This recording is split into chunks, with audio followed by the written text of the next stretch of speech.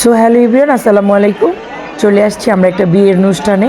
এটা হচ্ছে আমার খালাতো দেবর, তার বিয়ের অনুষ্ঠান। অনেক সুন্দরী তার বউটা।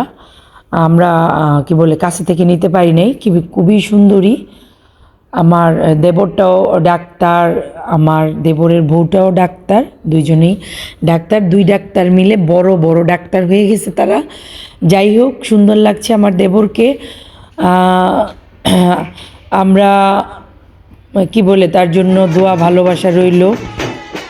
ভালো থেকো, বাই।